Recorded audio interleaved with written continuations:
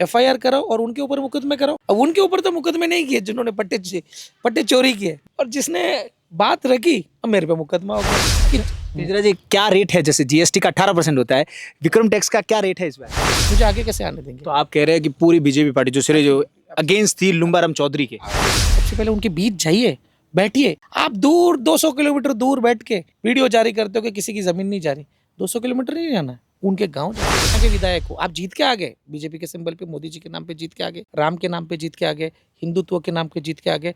अब जीत के आने के बाद आप काम नहीं करोगे, और तो प्रधानमंत्री जी को भी देखो, कहीं ना कहीं प्रधान, आपने देखा होगा कई बार नॉन परफॉर्मिंग मिनिस्टर्स रहते हैं, उनको पार्टी से प्रधानमंत्री जी उन्हें फ्री कर देते हैं, होता है। तो इस मामले में ओटाराम जी, अब मुझे समझ में आता है कि इनको भी फ्री कर देना चाहिए, फ्री कर देना चाहिए। आप कह रहे मंत्री पद से? बिल्कुल, एब्सोल्युटली। मंत्री पद को लेके विधायक का ही काम बराबर नहीं कर पा रहे। सारे राम है, ओटाराम, जक्सी राम, ठीक है, समाराम, लुम्बाराम, इतने राम हमारे पास है, इतने राम, और फिर भी आप काम नहीं कर रहे। मुश्किलों में एक और बात मुझे याद आती है, आपने उनके बेटे जो विक्रम, आपने नाम लिया, डीसी के अध्यक्ष है, उस पर भी आरोप लगाए थे। विक्रम टैक्स का क्या है मुद्दा, और क्या तेजा सोलंकी अंडरस्टैंड रखते हैं विक्रम टैक्स का क्या है? प्रदेश अध्यक्ष को भी मैं जाके बताया, राम झरोका के कमलेश मेटाकाश, जो हमारे बगल वाले विधानसभा में आबू पिंडवाड़ा में आप जिस तरीके से देख रही हो, जहां पर लोग पीसफुल प्रोटेस्ट करना चाह रहे हैं, अपनी जमीन की लड़ाई लड़नी चाह रहे हैं, ठीक है। वह अधिकांश लोग किसकी जमीन है?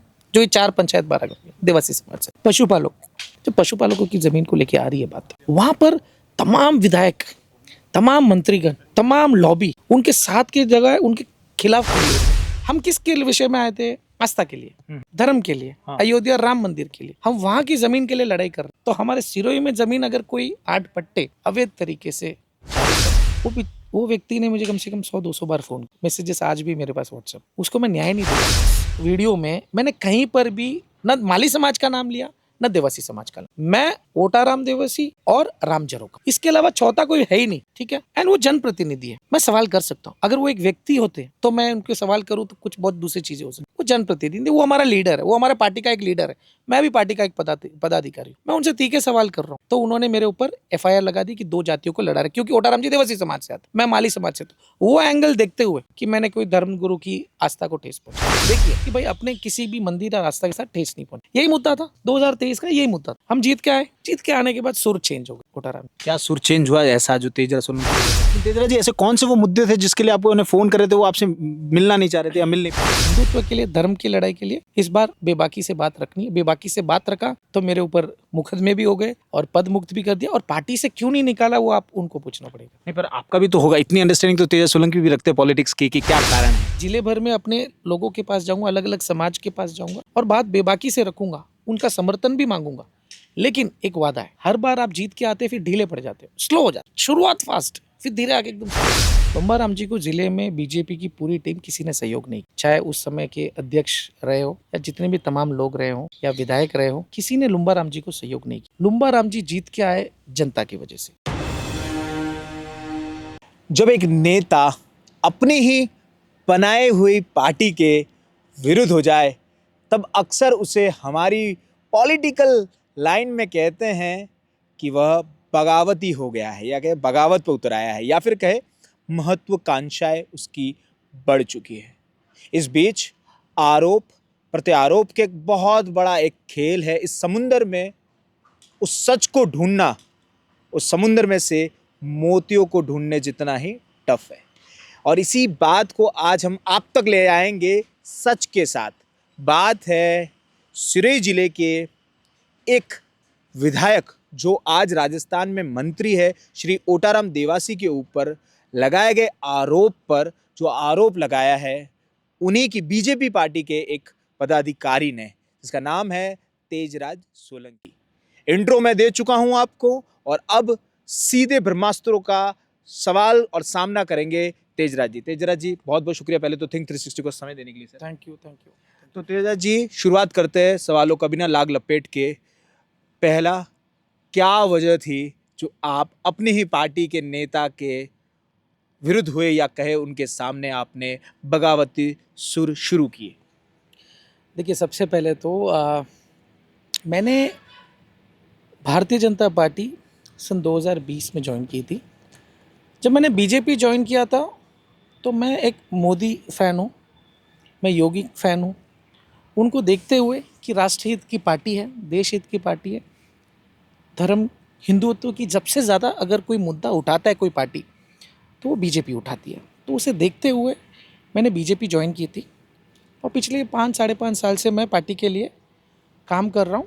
इस दौरान मैं 5 साल से मैं प्रवासी प्रकोष्ठ, जिसमें NRI सेल कहते हैं, इसमें जितने भी राजस्थान से बाहर देश भर में रहते हैं जो अपने प्रवासी हैं और अब्रॉड भी रहते हैं, क्योंकि अपने आज की डेट में राजस्थानी ऐसा कोई देश नहीं होगा जहाँ नहीं है, तो वहाँ रहते हैं। तो उनको कई सारी समस्या भी रहती है। राजस्थान में उनकी ज़मीन होती है, रिश्तेदार होते हैं, कई सारे विषय में उनके हेल्प चाहिए होती है। तो ये प्रवासी प्रकोष्ठ का जो सेल है उसका मूल उद्देश्य यही रहा कि हमें NRIs को जो राजस्थानी है उनको बीजेपी से कनेक्ट करना है। उनकी जो लोकल लेवल की जो इश्यूज़ हैं हम यहाँ बैठे बैठे सॉल्व करें, ताकि कोई यूरोप में बैठा है, कोई सिंगापुर में बैठा है, कोई दुबई में, कोई अमेरिका में बैठा है, वो निश्चिंत रहे कि भाई मेरे गांव में मेरे कोई बुजुर्ग लोग हैं, कोई है, उनकी अगर सेवा में या कोई इश्यूज़ भी है, बीजेपी पार्टी बैठी है। इसको देखते हुए हमने 5-5.5 साल काम किया। देश भर में कई सारे इवेंट्स भी किए, क्योंकि आपको पता है प्रवासी राजस्थानी इंडिया में तो हर स्टेट में और हर सिटी में है। तो इसको लेते हुए हमने इस प्रकोष्ठ में देश भर में भी अभियान चलाए, विदेश में भी गए, और इस दौरान मैंने 3 स्टेट प्रेसिडेंट के अंदर काम किया। सबसे पहले सतीश पूनिया जी थे, उसके बाद CP जोशी साहब थे, और अभी वर्तमान में मदन जी राठौड़ हैं। तो उनके नेतृत्व में काम करने का काम मिला, और मैं तो खुशनसीब मानूंगा कि मैं यशस्वी मुख्यमंत्री भजन लाल शर्मा जी के साथ भी काम करने का मौका मिला। वो जब पार्टी के महामंत्री थे, तो मैं कई सारे उनके साथ प्रवासी दौरे भी गए, उनसे बहुत कुछ सीखने को भी मिला। तो इन तमाम लीडरशिप के साथ मुझे डिसिप्लिन, काम करने की शैली, किस तरीके से जनता के मुद्दे उठाने, ये सब कुछ सीखने को मिला। तो ये पिछले 5-6 साल से मैं करता है। रही बात अभी सिरोही की, जैसे आप मुझे कह रहे हैं, ओटाराम जी देवसी जो हमारे विधायक, राज्य मंत्री, 3 बार के विधायक, 2 बार के मंत्री, ऐसा क्या हो गया? आपका मूल उद्देश्य वही है, सभी का ये जानने की उत्सुकता है कि क्या कारण है कि तेजराज सोलंकी जो पार्टी के प्रति इतना थे, समर्पित थे, लगातार हर सभा में जा रहे थे, क्यों विमुख हुए, क्यों विरुद्ध हुए नेता के? देखिए ऐसा है, ओटाराम जी का जब चुनाव हुआ तब मेरी ड्यूटी आमेर में लगी थी। 2023 के चुनाव जी, 2023 के विधानसभा चुनाव में, तो मेरी ड्यूटी वहाँ लगी थी। लेकिन ओटाराम जी, क्योंकि मैं सिरोही से आता हूँ, मेरा सिरोही से लगा हुआ, क्योंकि ये हमारा घर है, हमारा सब कुछ है, और हमें प्यार रहता है कहीं भी रहता है कि यार अपना सिरोही का अच्छा हो। तो ओटाराम जी को जब टिकट मिला तो ओटाराम जी ने कहा कि यार तेजराज जी, आपको ये हर हालत में, चुनाव में ज़्यादातर समय मुझे सिरोही में चाहिए। आप जैसा पढ़ा लिखा है, समझता है चीज़ें, प्रदेश अध्यक्षों के साथ काम किया, बड़े बड़े मंत्रियों के साथ भी काम कर चुके हो, तो आपको ये अनुभव है, आप थोड़ा इस पर सिरोही पे ध्यान दीजिए। तो इस पूरे दौरान में मैंने ओटाराम जी से एक ही बात रखी कि ओटाराम जी, मैं काम करूँगा, जिले भर में अपने लोगों के पास जाऊँगा, अलग अलग समाज के पास जाऊँगा, और बात बेबाकी से रखूँगा, उनका समर्थन भी मांगूंगा। लेकिन एक वादा है, हर बार आप जीत के आते फिर ढीले पड़ जाते हो, स्लो हो जाते हैं। शुरुआत फास्ट, फिर धीरे आगे एकदम स्लो हो जाते हैं। तो मैंने कहा अभी जब आप जीत के आओ, इस बार ज़बरदस्त तरीके से काम करना है। तो उन्होंने कहा अब मैं पुराना वाला ओटाराम नहीं हूँ। ऐसा ओटाराम जी ने आपको कहा? वीडियोस है। अच्छा, ये वो क्या कह रहे हो? हाँ, ये हमारी इंटरनल, हमारी जब पार्टी की मीटिंग रहती है, तो क्या मैं पुराना वाला ओटाराम नहीं हूँ, इस बार मैं बेबाकी से। तो मैंने कहा मैं जब जिले भर में कमिटमेंट दूंगा, कृपया करके जब आप जीत के आए, अब उस समय तो मंत्री का कोई आइडिया नहीं था, आप जीत के आए विधायक के तौर पे, जहाँ जहाँ बेसिक समस्या, देखो कोई सिरोही की जनता कोई बड़ा कुछ नहीं कह रही कि हमें बड़ी सी इंडस्ट्री चाहिए, मॉल बना दो, कुछ नहीं कह रही है। वो तो बेसिक कह रही है कि हम जब बीमार पड़ जाए तो हमें उदयपुर, अहमदाबाद, पालनपुर, महसाना जाना ना पड़े, मेरा सिरोही में काम हो जाए, सड़क ठीक रहे, पानी साफ आए, बिजली दिन भर में इतनी कटती है, कई बार देखा कि इसके घर में बिजली पूरा महीने बाहर थे तब भी 5-5, 10 हज़ार का बिल आया हुआ था। तो कई सारी ऐसी ऐसी समस्या थी। तो ये बेसिक मूलभूत सुविधा है, इसके लिए मुझे लगता है कि विधायक को सोचना भी नहीं चाहिए, बाय डिफॉल्ट काम करना चाहिए। तो ये लेके मैंने बात रखी थी। इसको लेते हुए हम विधानसभा चुनाव लड़ा, मेहनत से काम किया, और सबसे बड़ा इश्यू था पूर्व विधायक संयम लोढ़ा। संयम लोढ़ा एक वेल एजुकेटेड, ब्रिलियंट पॉलिटिशियन है, मजबूती से समझते हैं, कानून को समझते हैं, और कांग्रेस के एक बहुत स्ट्रांग लीडर है। उनका सामना करने के लिए बीजेपी की पूरी लॉबी में हम लोग बैठे, कोई ये कॉन्फिडेंटली तैयार नहीं हो रहा था कि यार संयम लोढ़ा को किस तरीके से हम हैंडल करेंगे। तो मैंने ये जिम्मेदारी उठाई कि मैंने कहा संयम लोढ़ा को हम मैं मेरे तरीके से हैंडल करूँगा जिस भी विषय में। तो कई सारे मुद्दे उठाए और विषय पे मैंने संयम लोढ़ा को आपने देखा होगा, कई सारे विषय में उनके अटैक किया, उन पे ऊपर हर तरीके से बात रखी। उन्होंने जो जो बात कही उसे हमें डिसअप्रूव करने का काम भी किया। तो ये सारा किया, वो सारा होके हम जीत के आए। और जीत के भी क्यों आए? अयोध्या में राम मंदिर, हिंदू आस्था को लेके, सिरोही में मंदिर टूटे जा रहे हैं की विषय को लेके, कि गौशाला की मंदिर मतलब जमीन जा रही है, ये मुद्दे थे। आस्था, हिंदू क्या सोचता है, हमारे हिंदुओं के साथ गलत ना हो या देश के साथ भी गलत ना हो। अच्छा, और भी अलग धर्म के साथ भी बहुत एक अच्छी भावना के साथ रहता है कि भाई अपने किसी भी मंदिर और आस्था के साथ ठेस नहीं पहुंची। यही मुद्दा था 2023 का, यही मुद्दा था। हम जीत के आए, जीत के आने के बाद सुर चेंज हो गए कोटाराम जी के। क्या सुर चेंज हुआ ऐसा जो तेज सोलंकी को लगा? 15-20 दिन, महीने भर हुए, कोटाराम जी को फ़ोन करता था तो कोटाराम जी कहते थे मैं जयपुर हूँ, मैं यहाँ हूँ, अभी रुकिए, मंत्रिमंडल का कुछ होने वाला है, कुछ बढ़िया हो जाएगा उसके बाद करेंगे। हमने रुके और खुश नसीबी कोटाराम जी दोबारा मंत्री बने, राज्य मंत्री पंचायत राज। हमारे लिए बहुत एक खुश नसीब, क्योंकि एक विधायक, एक मंत्री बहुत पावरफुल होता है, पूरा स्टेट का है, पूरा स्टेट के पास इतना बड़ा फंड रहता है, तो वो तो सिरोही में जबरदस्त तरीके से काम कर सकते थे। और पंचायत राज मंत्री अपने पूरा क्या है, it's a backward area compare to आप उदयपुर, जोधपुर, जयपुर चले जाओ, वो थोड़े फॉरवर्ड बेस्ड सिटीज़ है, तो हम थोड़े फिर भी पीछे हैं। तो इतना बड़ा पंचायत राज मंत्री मिला, तो हमने धीरे धीरे विषय रखनी शुरू की कि अभी लोगों के लिए काम शुरू करते हैं। तो धीरे धीरे कोटाराम जी ने कम फ़ोन पे बात करना, कम मिलना। आपसे व्यक्तिगत मेरे लिए भी नहीं, पार्टी के तमाम लोगों के साथ भी यही हुआ। मैं अकेला एकमात्र नहीं बोलूँगा। क्या होता है, कोई लोग आवाज़ बात करते हैं, कोई लोग शांति से बैठ जाते हैं। लेकिन तेजरा जी, ऐसे कौन से वो मुद्दे थे जिसके लिए आपको उन्हें फोन कर रहे थे, वो आपसे मिलना नहीं चाह रहे थे या मिल नहीं पा रहे थे? देखिए, बेसिकली मैं एक चीज़ बताता हूँ। आपको पता होगा, एक कार्तिक भील का एक बहुत बड़ा कंट्रीब्यूशन हुआ था। उसका, उनके फैमिली का एक बहुत ही बेसिक रिक्वेस्ट था कि हमारी एक छोटी सी ज़मीन है जो नगर पालिका लेना चाहता है, और हम अगर वहाँ से छिन गए तो हम कहीं के नहीं रहेंगे। और छोटा सा परिवार है, गरीब परिवार है, मुश्किल से पेट भरता है, और उस कंट्रोवर्सी में एक बड़ा स्तर का जो एरिया है वो किसी एक मेन डोमिनेटेड लोगों का था। तो वो चाह रहे थे कि ये छोटा सा प्लॉट भी वहाँ से हट जाए, तो उनके लिए एक आसानी, समझते हो ना कि आप एक बड़ी सी ज़मीन है और एक छोटा सा टुकड़ा आपको रोड़ा बन रहा है, तो उस रोड़े को हटाने को लेकर, तो ये सारा विषय था। तो हमने उसको कमिट किया था। मैंने कहा कि आप सोशल मीडिया पे आके बात करेंगे, तो उसने कहा आपके लिए मैं कर लूँगा, लेकिन आपको वादा करना है कि जब मैं आऊँ मेरे को मेरा ज़मीन का हक मिले। वो व्यक्ति ने मुझे कम से कम 100-200 बार फ़ोन किया, मैसेजेस आज भी मेरे पास व्हाट्सएप पे। उसको मैं न्याय नहीं दिला पाया। कौन था वो व्यक्ति, अगर आप हमें स्क्रीन पर बताना चाहे तो? कार्तिक भील के परिवार थे, हाँ, ठीक है, मैं व्यक्तिगत नाम नहीं लूँगा, उनका पूरा परिवार था, ठीक है। वीडियोस भी हैं। उनकी इस लड़ाई में मैं कोटाराम जी के पास उनके लेके भी गया। मैंने कोटाराम जी को कहा कि इस पे इनको न्याय दिलाओ, इनके जो पट्टे हैं जारी कराओ, और इनको ऊपर जो दबाव बनाया जा रहा है अलग अलग तरीके से, कोई कह रहा है उनको मारने की कोशिश करने जाने को जो कर रहे थे, तो मैंने कहा इनको सेफ्टी प्रोवाइड करनी चाहिए, सेफ्टी सबकी होनी चाहिए बेसिकली। तो ये विषय था। ऐसे कई सारे विषय थे, कई जगह ग्राउंड बनाने का था, कई जगह ने कोई गांव के बीच छोटा सा पुलिया बनाना है, क्योंकि बारिश थोड़ी ज़्यादा आती है तो एक गांव से दूसरी ओर नहीं जा। अब मैं मेरी बालदा की बात करता हूँ, मैं बालदा से आता हूँ, बेलांगरी पंचायत, अब आमली में चली गई। अब कहीं बार ज़्यादा बारिश आती है तो मैं बालदा से अगर बेलांगरी जाना है या कहीं भी बाहर जाना है तो मुझे ट्रैक्टर पे चढ़ के जाना है, मेरी गाड़ी नहीं जा सकती। आप कभी भी आके देखिए बारिश के समय में, ऐसे बहुत सारे गांव में हालत है। कई गांव में छोटी फैसिलिटीज़ चाहते हैं, तो ये बेसिक मूलभूत सुविधा कि टंकी लग गई, पानी नहीं आया, नलों में पानी नहीं आ रहा, यार ये तो अभी 2025 में हम लोग, ये अभी डिस्कशन का पॉइंट नहीं है। मैं ग्लोबली घूमता हूँ, वर्ल्ड वाइड घूमता हूँ, बहुत सारी कंट्रीज़ घूम चुका हूँ, देखता हूँ कि सुबह कोई विषय इश्यू होता है, शाम को सॉल्व हो जाता है। यहाँ तो 2-2, 10-10, 5-5 साल वही इश्यू है।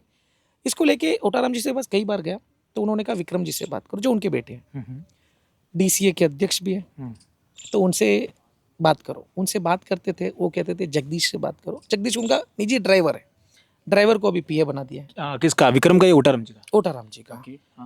तो ये घुमा घुमा के तो मेरे को ऐसा लगा कि इनके घूमने के चक्कर में जनता परेशान है, और हमारे जैसे कार्यकर्ता जिन्होंने इतनी मजबूती से बात रखी। मैंने व्यक्तिगत रूप से पूर्व विधायक संयम लोढ़ा से दुश्मनी ली बिल्कुल, क्योंकि हमें चुनाव जीतना था, तो हम हर तरीके से उन्हें अटैक कर रहे थे, और जनता को वो विषय समझ में आया, और जनता ने हमें वोट दिया, आस्था के नाम पे वोट दिया, डेवलपमेंट के नाम पे वोट दिया।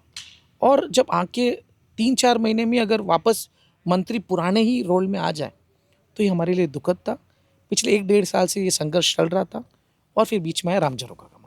तब जब आपने जिक्र कर दिया है राम भगवान के मंदिर का, राम के नाम का, आपने खुद में भी अपने आंसर में जैसे पट्टे का जिक्र किया, तो तेजराज जी दूसरा ब्रह्मास्त्र यही है कि राम के नाम पर वोट मांगे, और ऐसा आपने खुद ने भी अभी एक्सेप्ट किया है अपने जवाब में। तो राम के नाम पर वोट मांगकर वो कौन सा वो मेल्टिंग पॉइंट कहते हैं ना अंग्रेजी में, कि वो मेल्टिंग आइस था, कि एक बस आया ब्रेकिंग पॉइंट और अब मैं बाहर, वॉल्केनो इरप्ट हुआ।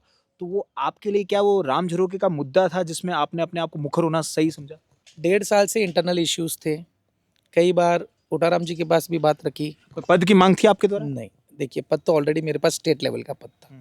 स्टेट का आदमी वापस जिले में नहीं आता चाहता है, जिले से आदमी स्टेट में जाता है, तो ये तो बहुत कॉमन चीज़ है, पहला चीज़। क्योंकि स्टेट से फिर और भी बड़े पद पे लेके काम करते हैं। पद इश्यू था नहीं, पद इश्यू होता या सत्ता में रह के बेनिफिट का इश्यू रहता, सरकार आके 2 साल हुआ है, मैं ये 4 साल में कर सकता था, अगले विधानसभा चुनाव के 6 महीने पहले कर सकता था। विधानसभा में भी जा सकते थे विधायक बनकर, कब की बात कर रहे हैं? अगर आगे मुद्दा जिस तरीके से आपने मुखर किया अपने आप। नहीं, अभी मैं आपको जैसे बताता हूँ। 5 साल विपक्ष में रहा, संघर्ष किया, जीत के आए, बेनिफिट के तौर पे सत्ता में बेनिफिट है, पद का, काम का, लोगों को काम है, मंत्री के पास गए, अधिकारियों के पास गए, काम करवा सकते हो। सत्ता में आके 2 साल हुआ और 2 साल में आते ही मैं वापस विपक्ष का काम कर रहा हूँ। मतलब संघर्ष देखिए, वापस संघर्ष जारी है। आज चाहता तो मैं जी हजूरी, चापलूसी, हाँ में हाँ मिला के काम कर सकता था, लेकिन चलो 1.5 साल से दूसरे इश्यूज थे। जब आया राम झरोखा का मामला, उस विषय को पूरा अध्ययन किया। अभी टेक्निकली हर चीज़ से लोगों ने भी बयान दे दिए, आप लोगों ने भी उस पूरे इसके डॉक्यूमेंटेशन को पढ़ लिए। इसके लिए मैं एक डिटेल रूप से भी प्रेस कॉन्फ्रेंस भी करूंगा जनता के सामने, तमाम राम झरोखा का मुद्दा मैं रखूंगा। मूल रूप से ये है, हम किसके विषय में आए थे? आस्था के लिए, धर्म के लिए, अयोध्या राम मंदिर के लिए।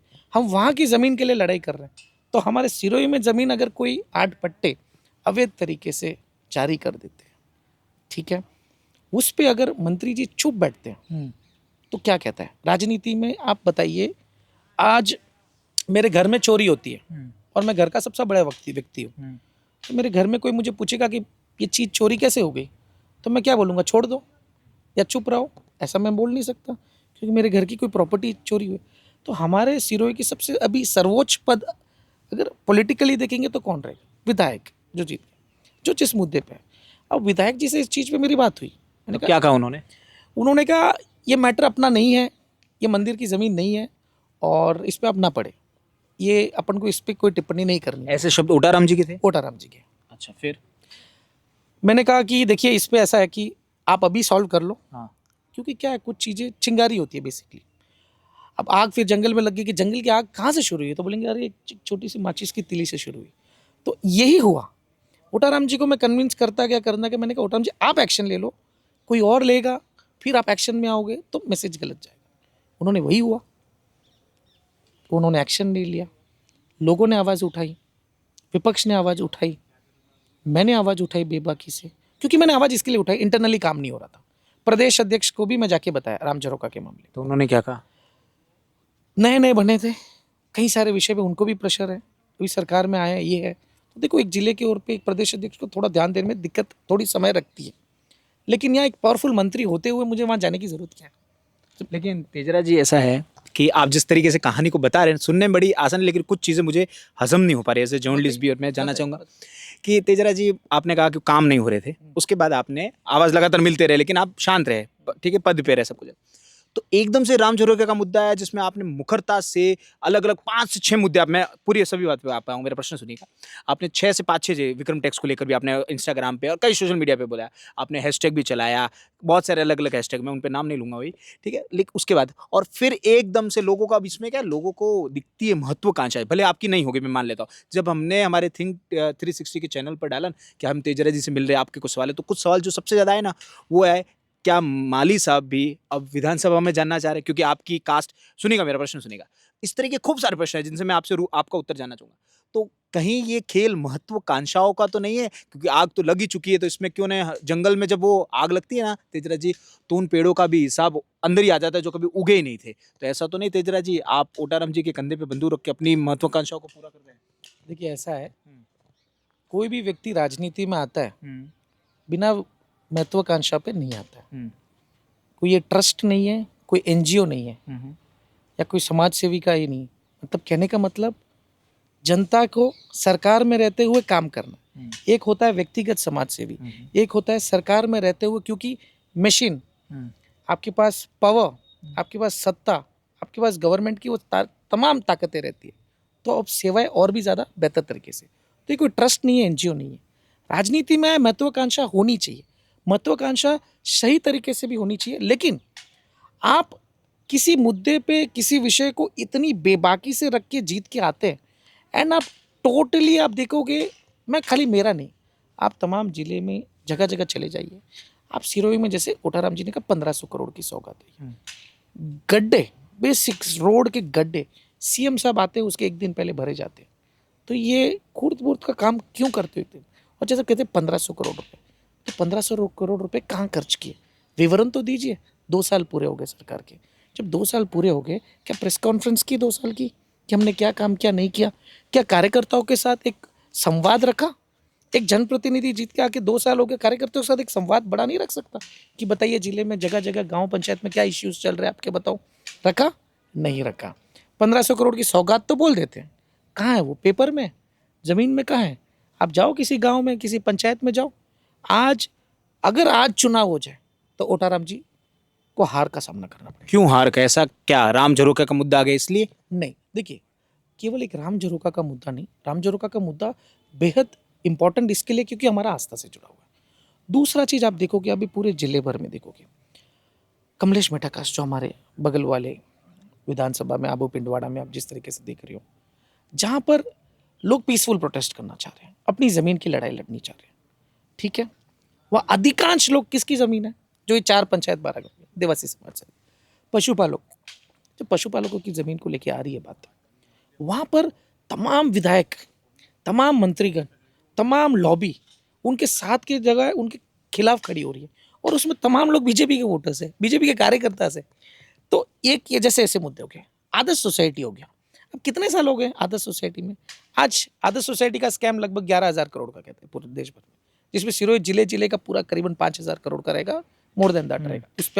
उस पर भी मैं डिटेल अध्ययन करके रेडी रहूँ, इस पर भी और जनता के बीच रखूँगा। तो आप मुझे बताइए, सिरोही में हमारा विधायक, जिले में हमारा सांसद, और भी बगल में सारे राम है, ओटा राम, जक्सी राम, ठीक है, समा राम, लुम्बा राम, इतने राम हमारे पास है, इतने राम, और फिर भी आप काम नहीं कर रहे हो। कहने का मतलब इतनी बड़ी ताकत हमारे पास है, और आज आदर्श सोसाइटी में लोगों ने अपनी मेहनत की कमाई, किसी ने बेटी की शादी के लिए, किसी ने अपना रिटायरमेंट फंड, किसी बेटे के एजुकेशन के लिए, हर गांव में जाओगे आपको 10 से 20 लोग मिल जाएंगे। उनके बारे में क्या विधायक ने एक बार भी विधानसभा में आवाज़ उठाई? किसी और सांसद ने उठाई? मैं कहने का मतलब किसी ने नहीं उठाई। तेजरा जी, जब हमारी थिंक 360 की टीम जब ओटाराम जी के पास पहुंची, हमने कमलेश मेटाकास्ट कंपनी जो परियोजना पर था उस पर उनसे प्रश्न किया, तो उन्होंने कहा हमने समाराम जी जो है विधायक, उनके लेटर हेड पर लिखकर, लुमाराम जी का भी साइन है, मेरा भी साइन है, हमने मुख्यमंत्री साहब के सामने बिठाया जहाँ पर विधानसभा में विधायक बैठते, उन्होंने उनका स्टेटमेंट ऑन रिकॉर्ड, और उनके साथ बैठा है। सीएम ने कहा है कि आप केस करें, हम आपके साथ हैं, इस तरीके का उनका बयान है। इस पर फिर आपका क्या कहना है? देखिए, उसके तुरंत अगर आप देखोगे, उन्हीं के गांव के लोग जो गए थे सीएम मीटिंग में, उन्होंने क्या कहा कि हम 450 किलोमीटर दूर गए, 50-60 लोगों का प्रतिनिधित्व गए, सीएम हाउस गए, कहीं समय बैठे। जब सीएम साहब आए, सीएम साहब ने कहा कि आपकी ये जो ज़मीन का मामला था, उन्होंने कहा कि आप कोर्ट में चले जाइए और हम आपका साथ देंगे, जो बीलानामा है उसका हम कुछ नहीं कर सकते, आप कोर्ट पे जाइए, यही बात हुई थी। इसके अलावा किसी और उन्होंने क्या कहा? ना तो ओटाराम जी ने बात की, ना इस चीज़ पे और भी कुछ पूछा कि और कैसे समस्या है, क्या क्या विषय पे हो रहा है, और उनको वापस भेज दिया, निराश होकर भेज दिया, पहला चीज़। दूसरा चीज़, इस पूरे दौरान में ओटाराम जी वहाँ जा क्यों नहीं रहे? सवाल बहुत है। क्या बाहर जा गए, वाटेरा गए, इन 12 गाँव के लोगों से मिला? क्यों नहीं मिले?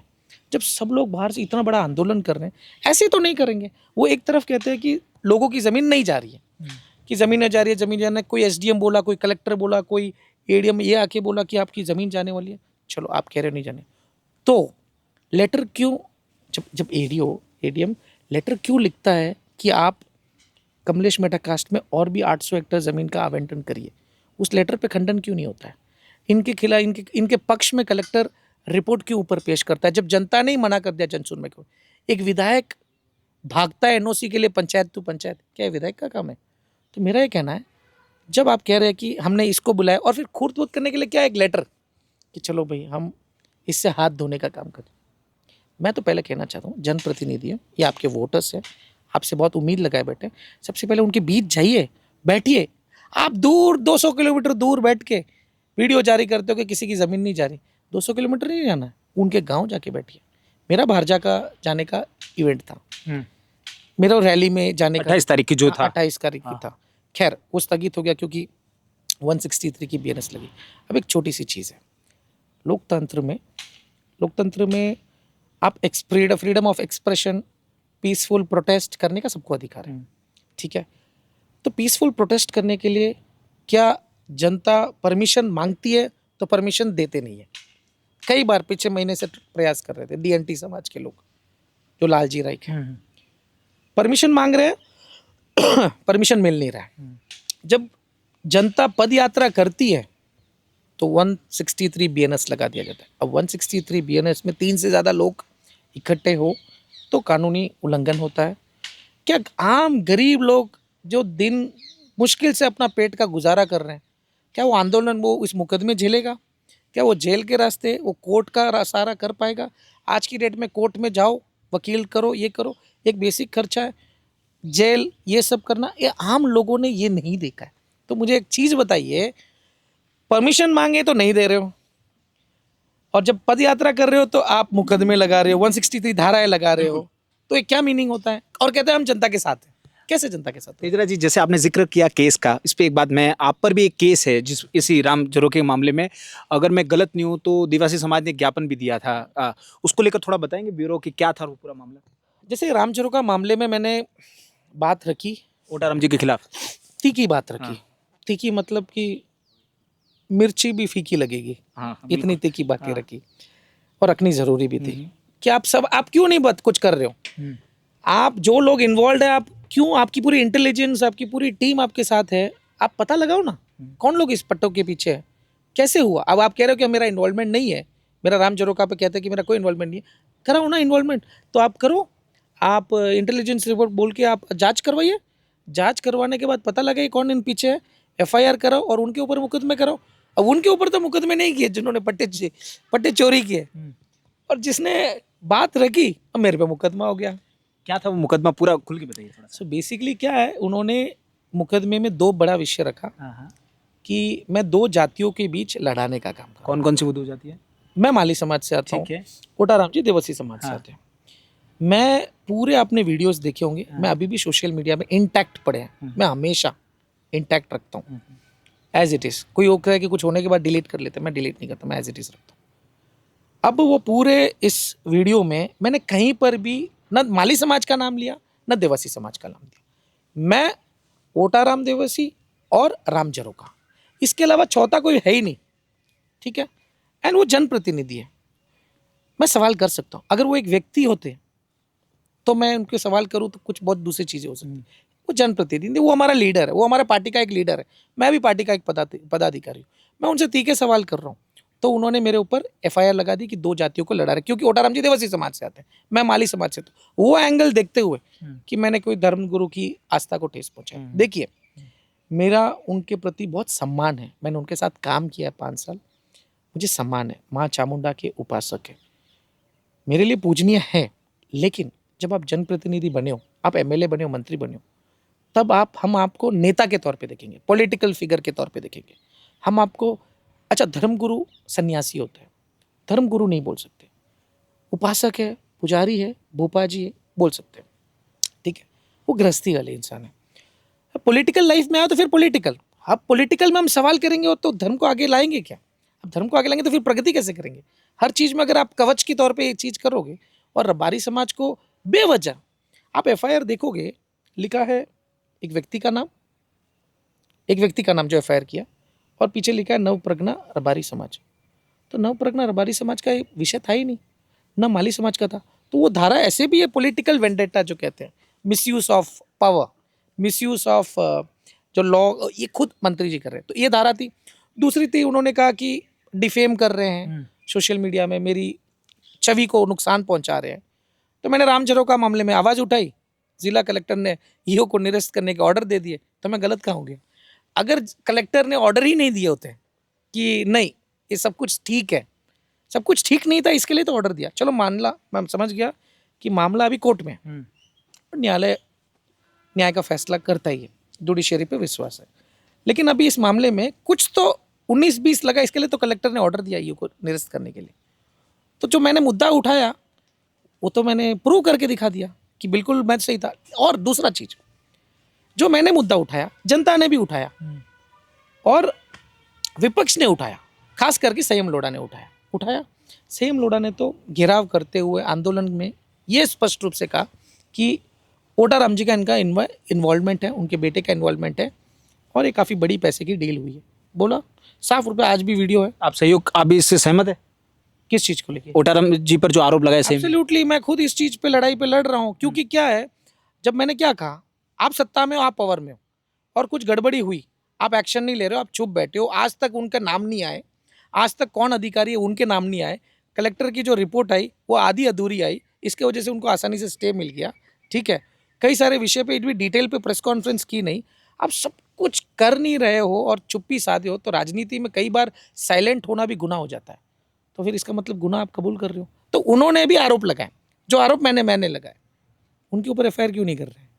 कभी पूछो आप तमाम बीजेपी के लोगों को पूछो कि संयम लोढ़ा स्ट्रेट रूप से आरोप लगा रहा है ओटाराम देवसी पे, और जो विक्रम उनके बेटे पे आरोप लगा रहा है, वो मुकदमा क्यों नहीं किया? तो वो भी अगर साबित है तो डिफेमेशन का केस डालिए, क्यों नहीं डाल रहे? ये आप सवाल करिए उनसे। तेजा जी, एक सवाल आप पर भी ये उठता है कि आपने कहा कि राम के नाम पर हमने मांगे, लगातार आप अलग अलग जगहों पे बहुत सारे गए, तो ऐसा नहीं लग रहा है कि गलत आदमी का साथ दे दिया? अब ऐसा फील आता है कहीं पर भी कि नहीं नहीं आदमी एकदम सही था, बस हालात ऐसे हो गए? ऐसा ऐसा है, मैं भारतीय जनता पार्टी का एक कट्टर समर्थक हूँ, बीजेपी के लिए काम करता हूँ। मोदी जी ने हमेशा कहा है कि Modi ji is the symbol हमारे लिए, कमल का फूल इज़ द सिंबल, चाहे छोटे इलेक्शन हो बड़े इलेक्शन हो।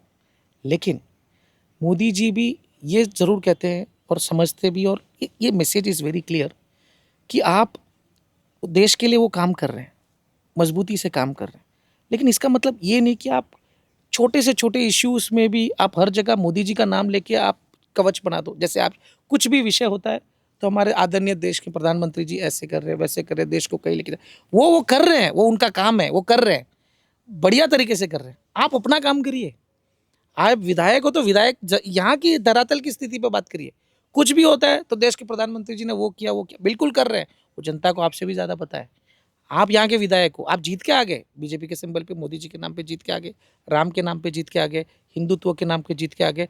अब जीत के आने के बाद आप काम नहीं करोगे, और तो प्रधानमंत्री जी को भी देखो, कहीं ना कहीं आपने देखा होगा कई बार नॉन परफॉर्मिंग मिनिस्टर्स रहते हैं, उनको पार्टी से प्रधानमंत्री जी उन्हें फ्री कर देते हैं, होता है।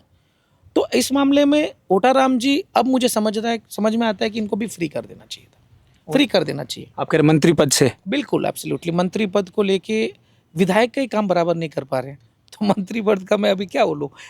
मेरे हिसाब से माननीय भजन लाल शर्मा जी, अभी जब मंत्रिमंडल की विस्तार होगी, शायद ज़िला ये पंचायत के चुनाव के बाद, तो भी उन्हें एक फ्री टाइम दे देना चाहिए, ब्रेक, कि आप 1-2 साल का ब्रेक लीजिए और अपने आप को थोड़ा चेंज करके देखा जाएगा। अच्छा, एक बात बताइए, आपने अभी कहा कि जब कोई व्यक्ति पार्टी में पद पर होता है, जब अच्छा काम नहीं करता उसको फ्री कर देते, पार्टी में रखते हैं, कुछ ऐसा ही आपके साथ भी हुआ है? आप भी एक पद पर थे और आपको उस पद से फ्री कर दिया गया है, ठीक है, पार्टी में आप अभी भी, हमने जब ओटाराम जी से इस प्रेस कॉन्फ्रेंस में बात की तब उन्होंने इस बात को स्वीकार किया कि हाँ, तेजराज सोलंकी आज भी पार्टी में है लेकिन पद पर नहीं है। मैं आपसे पूछता हूँ, 2 बातें अब यहाँ पर उठती है तेजराज जी। एक, या तो आप कार्य वो सही नहीं कर रहे थे पद का, जिसपे मैं आपका टेक चाहता हूँ, ठीक है, और दूसरा, किन वजहों से आपको पार्टी में रखा गया है लेकिन पद में अब आप नहीं हैं? देखिए, पद का तो ऐसे है, मैंने काम नहीं किया होता तो एक स्टेट प्रेसिडेंट जब बदलता है, उनकी जब कार्य कंप्लीट होती है, उनकी जो टेन्योर, तो दूसरा स्टेट प्रेसिडेंट आता है तो पूरी टीम नहीं बनती है। सतीश पूनिया जी के समय में मैंने प्रवासी प्रकोष्ठ का सहसंयोजक का पद मुझे, ठीक है, सतीश पूनिया जी का कार्यकाल पूरा हुआ, सीपी जोशी साहब आए, उन्होंने वापस मुझे रिपीट किया, इसी सेम पोजीशन पे। सीपी जोशी साहब का कार्यकाल पूरा हुआ, मदन जी राठौड़ आए, अभी भी मैं इंटैक्ट हूँ। अगर मैंने काम नहीं किया होता तो अभी तक तो मैं फ्री हो गया होता। तो ये लोग बोले क्यों नहीं आपके पक्ष में, जब आपने विधायक के खिलाफ इतना बड़ा आरोप लगाया या मुद्दे के उठाया, तो अब फिर ये जब आप लगातार इनका नाम बार बार कह रहे, सतीश पुनिया जी का नाम लिया, सीपी जोशी जी का लिया, अभी के जो प्रदेश है उनका, तो ये लोग क्यों नहीं बोल रहे तेजस सोलंकी के पक्ष में कि भाई नहीं, हमारा पदाधिकारी अच्छा कार्य कर रहा है, नेताजी सोचिए इस बारे में, ऐसा क्यों केस होने दिया आप पर? देखिए क्या होता है, कई बार घर के अंदर की बात अगर बाहर जाती है, कहते हैं ना कि घर की अंदर बात, घर की बात चार दीवारों के बीच रहनी है। बीजेपी का हमारा जो सिरोही का ये जो मामला हुआ, अब आज जग जाहिर हो गया। आज मैं आपके सामने बैठ के बात कर रहा हूँ, बिल्कुल। सोशल मीडिया पे बात कर रहा हूँ। कहीं ना कहीं पार्टी लाइन के खिलाफ मुझे जाना पड़ा, हार्ड लाइन लेनी पड़ी, लेकिन मेरी मजबूरी थी। मैंने कहा कि काम आप नहीं कर रहे हो, मंदिर देखो, देवनगरी सिरोही में कितने मंदिर हैं, हर जगह जाओ तो आपको हर 100-200 मीटर में कोई ना कोई छोटा मंदिर भगवान का मिल जाएगा। इसके लिए देवनगरी सिरोही कहते हैं। बिल्कुल। आज एक ज़मीन के साथ खिलवाड़ होगा तो सामने वाले को क्या लगेगा कि देखो ज़मीन का खिलवाड़ हो, किसी ने कोई आपत्ति भी नहीं होती, चलो कहीं और दूसरा ज़मीन, तीसरा मंदिर। अगर मंदिर के ऊपर कोई बोलता नहीं है तो ये फिर मैं समझता हूँ, मेरे हिसाब से आई डोंट फील कंफर्टेबल। और ये पूरे प्रकरण में जिस तरीके से हैंडल हुआ, मैंने ये समझा कि पद पे क्या होगा, पार्टी क्या एक्शन लेगी, मैं ये सब चीज़ पे नहीं सोचा। मैंने सोचा कि नहीं, सिरोही के हित के लिए, हिंदुत्व के लिए, धर्म की लड़ाई के लिए इस बार बेबाकी से बात रखनी है। बेबाकी से बात रखा तो मेरे ऊपर मुकदमे भी हो गए और पद मुक्त भी कर दिया। और पार्टी से क्यों नहीं निकाला वो आप उनको पूछना पड़ेगा। नहीं, पर आपका भी तो होगा, इतनी अंडरस्टैंडिंग तो तेजस सोलंकी भी रखते हैं पॉलिटिक्स की, कि क्या कारण है? कारण तो ये है कि चुनाव आ रहे हैं, कौन से चुनाव? पंचायत के चुनाव आ रहे हैं, कि अभी पार्टी से निकालेंगे तो मैसेज गलत जाएगा। देखो, आदमी किसी ना किसी समाज से जुड़ा रहता है, बिल्कुल। समाज के लिए भी वो काम करता है, हित के लिए, अपने ज़िले के लिए भी काम करता है, राजस्थान के लिए भी जैसे काम करते हैं, देश के लिए भी काम करता है। समाज हमारा एक अंग है। मैं माली समाज से आता हूँ, मैं हमेशा वैसे ही काम करूँगा जो माली समाज के लिए भी हित का हो, उनको गौरव एक महसूस हो कि हमारे समाज का एक बेटा आज अच्छा काम कर रहा है। खैर, तो वो चाहते हैं कि शायद मेरे हिसाब से कि समाज में एक गलत मैसेज जाएगा कि इन्हें पार्टी से बर्खास्त कर दिया। तो मैं यही समझता हूँ, बाकी तो आप उनको पूछना पड़ेगा। वोट बैंक खसकने का डर हो सकता है? जिले का ही वोट बैंक खसकने वाला है तो हमारे समाज का वोट बैंक की बात है ही नहीं। माली समाज बेशक ओटाराम जी के साथ, अब बीजेपी के साथ बहुत जुड़ा हुआ है। जब बात हमारे ज़िले की प्रगति के लिए आती है तो कई बार परिवर्तन करना ज़रूरी है। और परिवर्तन आज केवल एक समाज नहीं, तमाम सिरोही की जनता परेशान तो है, कहीं ना कहीं परेशान है। 2 साल आते आते ऐसा लग रहा है कि ये अगले 3 साल क्या होगा। जब 2 साल में लोग परेशान हो गए, कंटाल गए, तो अगले 3 साल बड़ा मुश्किल का काम है। मुश्किलों में एक और बात मुझे याद आती है, आपने उनके बेटे जो विक्रम, आपने नाम लिया, डीसी के अध्यक्ष है, उस पर भी आरोप लगाए थे। विक्रम टैक्स का क्या है मुद्दा, और क्या तेजस सोलंकी अंडरस्टैंड रखते हैं विक्रम टैक्स का क्या है आखिरकार पूरा? देखिए ऐसा है, सबसे पहले तो बीजेपी एक कार्यकर्ताओं की पार्टी है, बिल्कुल। परिवारवाद नहीं होना चाहिए था। आप परिवारवाद के लिए बिहार की बात करते हो, आप महाराष्ट्र की बात करते हो, कहीं जाने की ज़रूरत नहीं। सिरोही में देख लीजिए, विक्रम देवासी आज डीसीए के अध्यक्ष हैं। तो हमारे सिरोही जिला क्रिकेट संघ के अध्यक्ष बने, क्यों बने? क्या वो विराट कोहली की तरह अच्छी बैटिंग करते हैं, या बुमराह की तरह अच्छी बॉलिंग करते हैं, क्या अच्छी फील्डिंग करते हैं? कुछ नहीं, केवल एक मंत्री के बेटे के वजह से। अगर यही पद बीजेपी के यहाँ जिले के कार्यकर्ता का हक था, जो झंडा उठाता है, ज़मीनी स्तर पे काम करता है, लोगों को बुलाता है वोट के लिए, बूथ पे बैठता है, ये उसका अधिकार था।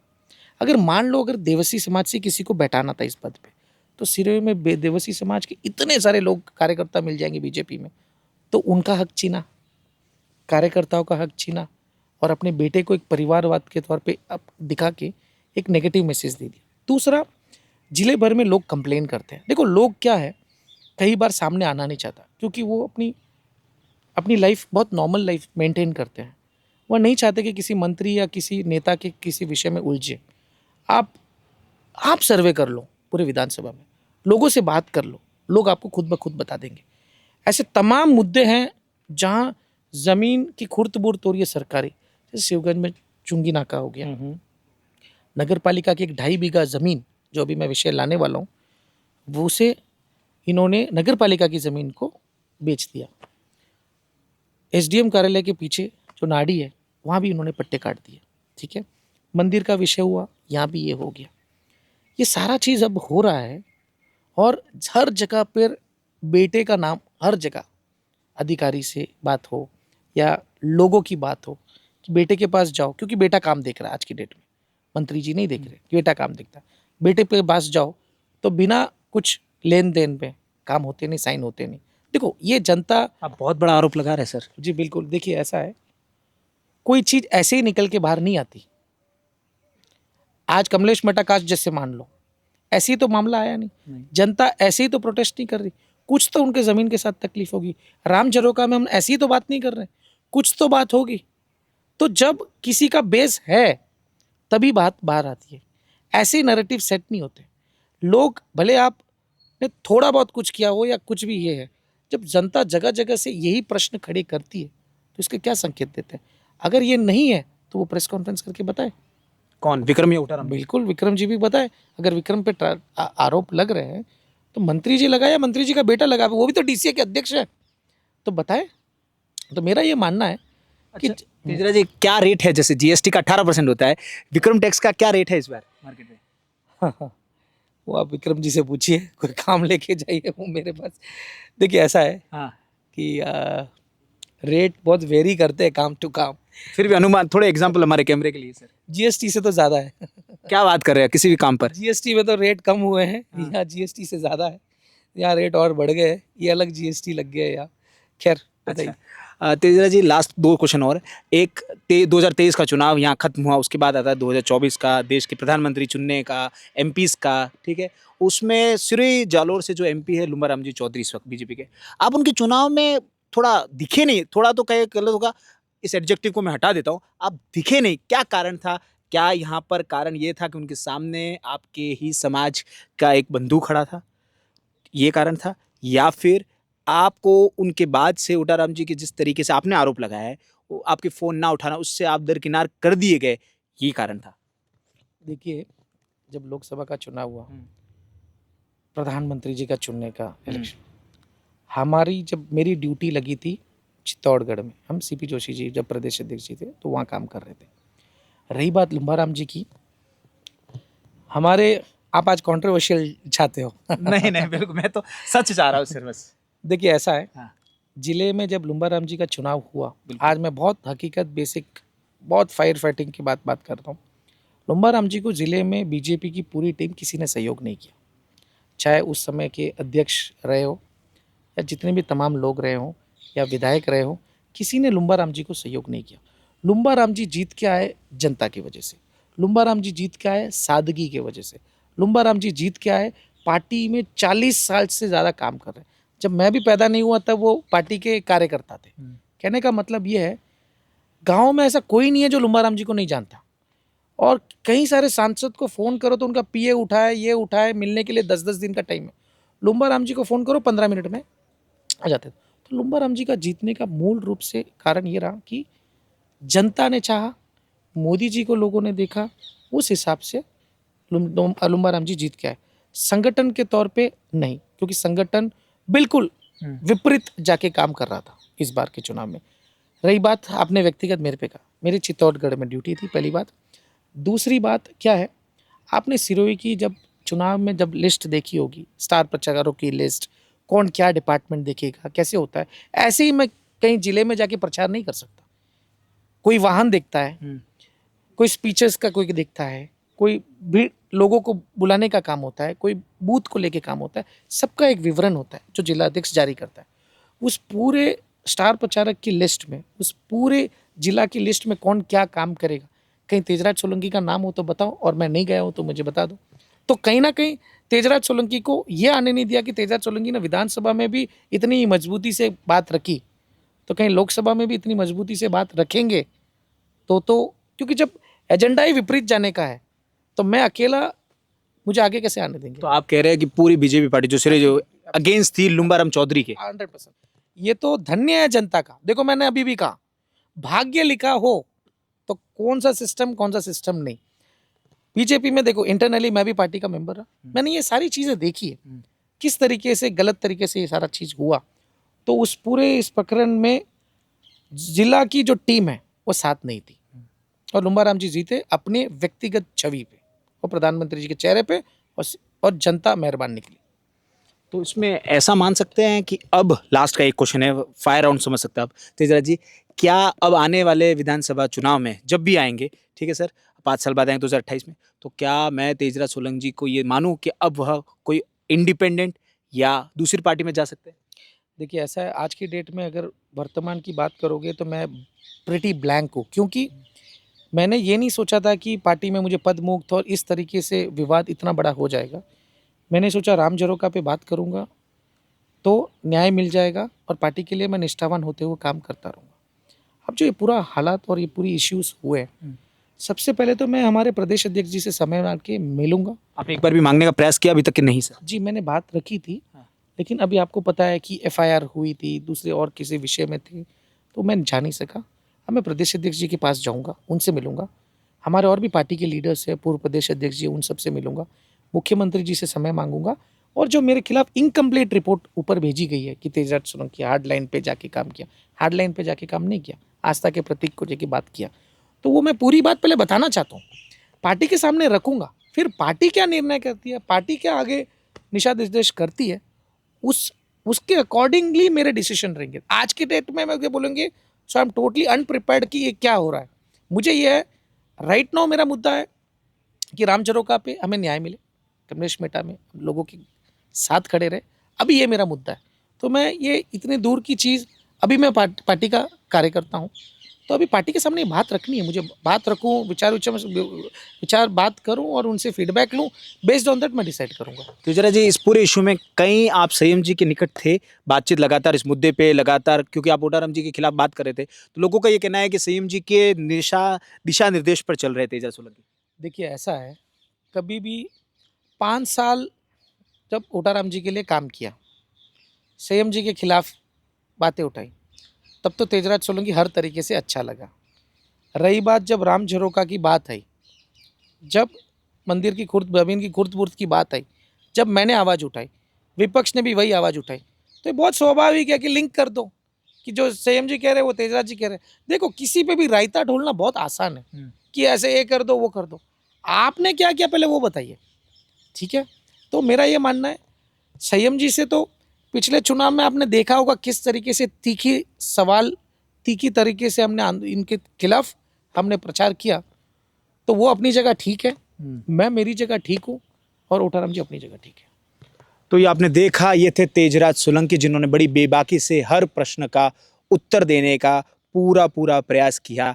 सच तो जनता तय करती है, क्योंकि जो ताज पहनना है वो जनता पहनाएगी, कांटों से भरा होगा या फिर इनकी पार्टी के चिन्ह कमल से बना होगा, ये जनता तय करेगी। इसी तरह थिंक 360 को देखते रहिए और अपने राम विशाल को साथ देते रहिए। शुक्रिया।